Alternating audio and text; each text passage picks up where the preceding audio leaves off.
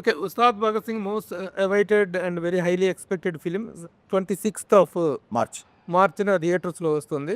అయితే ఈ సినిమా మీద అన్ని రకాల ఎక్స్‌పెక్టేషన్స్ ఉంటాయి. మామూలుగా ఒక కమర్షియల్ సినిమా మీద ఎలాంటి ఎక్స్‌పెక్టేషన్స్, ఎలాంటి ఒక అవైటింగ్ ఉంటుందో అదంతా ఉంది. ఆ బజ్ అంతా క్రియేట్ అయింది. ఆల్రెడీ రిలీజ్ అయిన సాంగ్స్ గాని, ట్రైలర్స్ గాని టెంట్‌లో.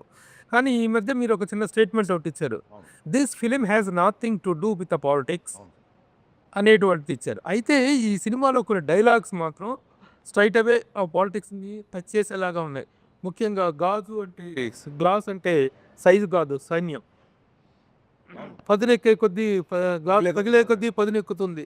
ఇలాంటి డైలాగులున్నాయి. ఈ డైలాగుకి గ్లాస్ అనేటువంటిది సింబల్ ఆఫ్ జనసేన పార్టీ.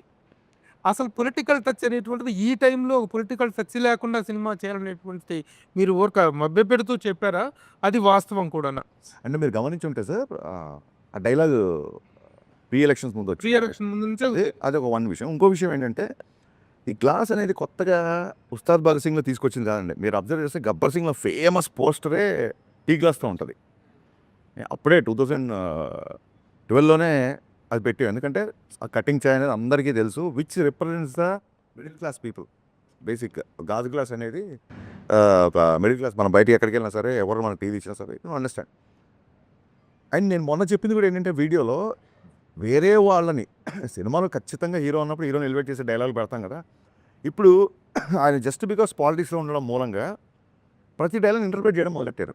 నేను 2012లో నాకు కొంచెం తిక్కుంది, దానికో లెక్కుంది అని రాయకుండా ఇప్పుడు గనుక రాసి ఉంటే కళ్యాణ్ గారు చాలా అగ్రెసివ్‌గా ఉన్నారు. ఆ లెక్క ఏంటో నంబర్ ఆఫ్ సీట్లు అని చెప్పి దాన్ని అర్థం చేసుకునేవాళ్ళు. దానికో లెక్క ఉందంటే దాన్ని ఆపాదించడం పర్సెప్షన్‌లో ఉంటది. సో, నేను పర్సనల్ యాటిట్యూడ్‌ని గ్లోరిఫై చేస్తూ డైలాగ్ రాసాను తప్ప ఇంకోటి ఏంటంటే క్లియర్ కట్‌గా ఇతర పార్టీలకు గానీ, ఇతర ఒక వర్గానికి గానీ, ఒక మతం కావచ్చు, ఒక కులం కావచ్చు, వేరే వాళ్ళకి అంటే ఒక డిప్యూటీ సీఎం హోదాలో ఉన్నారు కాబట్టి that is the minimum responsibility we should take అని చెప్పి ఆ వీడియో రిలీజ్ చేసాను తప్ప మా హీరోని తగ్గిస్తాం ఎక్కడ చెప్పలా. గాజు పగిలే కొద్దీ పదునెక్కుద్ది అంటే ఒక బ్రేక్ అయిన మనిషి ఒక గాజు కనుక బ్రేక్ అయిపోతే ఒక మనిషి బ్రేక్ అయిపోతే తగ్గిపోతాడేమో, లేకపోతే ఒక లోలోకి వెళ్ళిపోతాడేమో కాదు. It will become more sharp అనేది ఒక హీరో క్యారెక్టరేషన్ నుంచి ఎలివేట్ చేసేది తప్ప మన గురించి మనం ఎంతైనా పొగుడుకోవచ్చు కానీ వేరే వాళ్ళని కించపరచు కాదు. పర్సనల్ క్యారెక్టర్‌లోను, పర్సనల్ పొలిటికల్ కెరియర్‌లో కూడాను పదిలే కొద్దీ పదునెక్కుద్దనే డైలాగు ఫస్ట్ టైము 2 చోట్ల పోటీ చేసి 2 చోట్ల ఓడిపోయిన నేపథ్యంలో పదునెక్కి గ్లాసు పగిలిందప్పుడు, ఆ పగిలిన గ్లాసు మళ్ళీ పదునెక్కి గ్లాసుగా బయటకొచ్చింది.